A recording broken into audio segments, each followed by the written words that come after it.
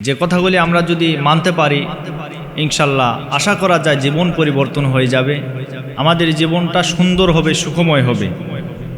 আসুন সে জিনিসগুলিকে আমরা জানার চেষ্টা করি।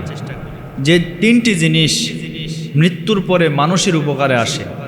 একজন মানুষ দুনিয়াতে যতদিন বেঁচে থাকবে, বেঁচে থাকাকালীন সময়ে সে যে নিজে আমল যেটা করবে সেটা তার কবরে চলে যাবে, কিন্তু মৃত্যুর পরে সমস্ত আমলের দরজা বন্ধ হয়ে যায়। নবীজির হাদিস, নবীজি বলেন শুধুমাত্র ইল্লা সালাসা, তিনটা আমল ব্যতীত। এক নম্বর আমল হচ্ছে সুসন্তান। এই পৃথিবীতে কেউ যদি সুসন্তান তৈরি করে যায়, যে সন্তান ইব্রাহিম আলাইহিস সালাতু ওয়াস সালাম আল্লাহর কাছে দোয়া করেছিলেন, কামনা করেছিলেন, রব্বি হাবলি মিনাস সলিহিন, আয় আল্লাহ আমাকে আপনি একটা নেক সন্তান দান করুন, সুসন্তান দান করুন, সালিহিন সন্তান দান করুন, সহনশীল সন্তান দান করুন। সেই সন্তানের কথা বলা হয়েছে যে সন্তান মা বাবার মৃত্যুর পরে ভালো ভালো কাজ করে, আল্লাহর ইবাদত বন্দিগি করে, নাফরমানি করে না, মা বাবার জন্য দোয়া করে। হাদিসের ভিতরে এসেছে, নবীজি বলেন এ পৃথিবীতে তিনজনের দোয়া আল্লাহ কবুল করেন। এক নম্বরে মা বাবার দোয়া। মা বাবা যদি সন্তানের জন্য কোনো দোয়া করে সেই দোয়া আল্লাহর সাথে সাথে কবুল করেন। পক্ষান্তরে বিপরীত দিকে সন্তানও যদি মা বাবার জন্য দোয়া করে সেই দোয়া আল্লাহ তাআলা কবুল করেন। আল্লাহ রাব্বুল আলামিন কোরআনে কারিমের ভিতরে বলেন, কি বলেন?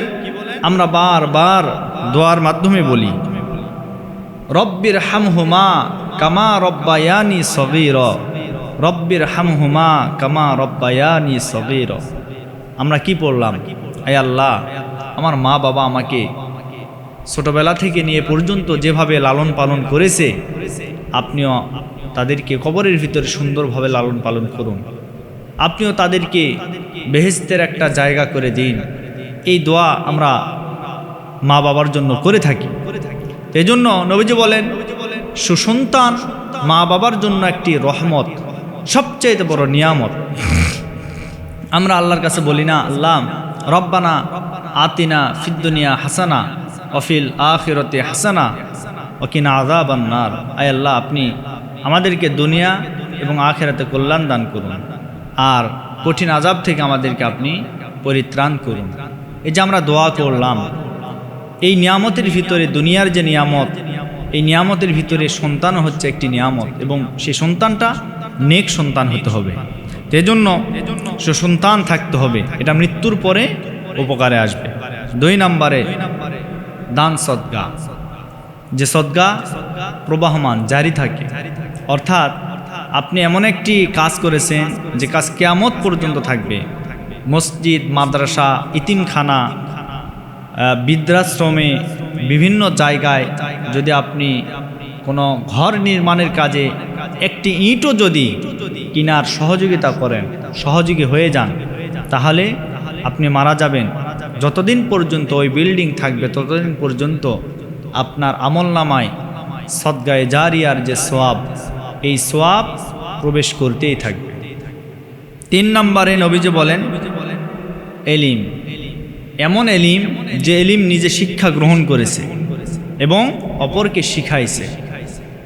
যেমন একজন মানুষ কোরআন শরীফ শিক্ষা গ্রহণ করেছে, শিক্ষা গ্রহণ করার পরে ওই মানুষটা কোনো মানুষকে যদি আবার শিক্ষা দান করে, ওই মানুষটা যদি আবার কাউকে শিক্ষা দেয়, এইভাবে যদি প্রবাহমান থাকে কবরের ভিতরে, এই যে এলিম শিক্ষা দিল, এই দেওয়ার যে সওয়াব কবরের ভিতরে সে শুয়ে থেকে ওটা পেয়ে যাবে, তার আমলনামায় সওয়াবটা প্রবেশ করবে।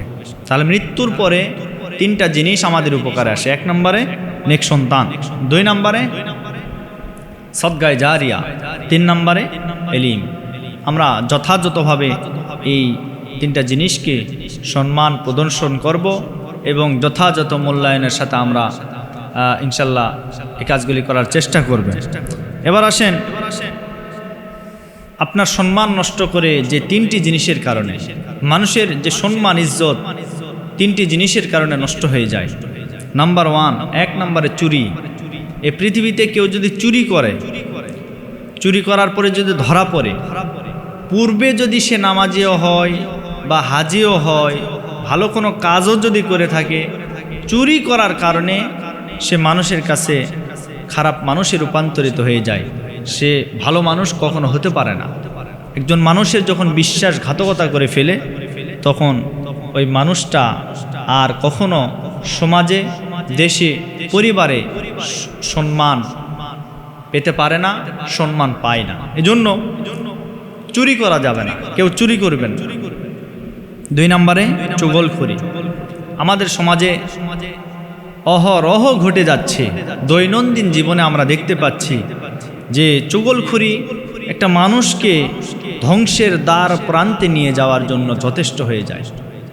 আর চুগলখড়িটা কি দেখেন, একটা মানুষের দোষ, নিন্দা, পরনিন্দা এগুলি অন্যের কাছে বলা, এটার নাম হচ্ছে চুগলখড়ি। একটা মানুষকে আমরা বিভিন্ন সময় বিভিন্নভাবে অপমান, হেনস্থা, অপদস্থ করার জন্য অন্য মানুষের কাছে কিছু কথা বাড়িয়ে এবং কিছু কথা যদি তার জীবনে নাও থাকে সেগুলিও আমরা বেশি বেশি বলার চেষ্টা করি। আবার যদি সে দোষটা থাকেও সেটাও আমরা বলার চেষ্টা করি।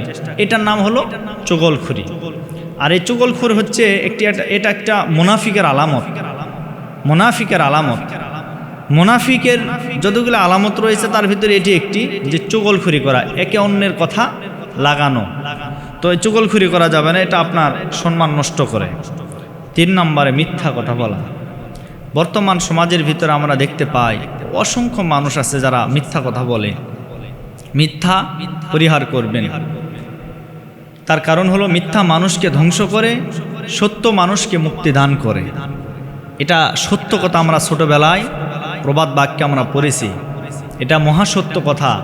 সত্য মানুষকে মুক্তি দান করে, সেটা হোক তাৎক্ষণিক, আবার সেটা হোক পরে, যে সময় হোক না কেন মিথ্যা মানুষকে সব সময় মুক্তি দান করবেই।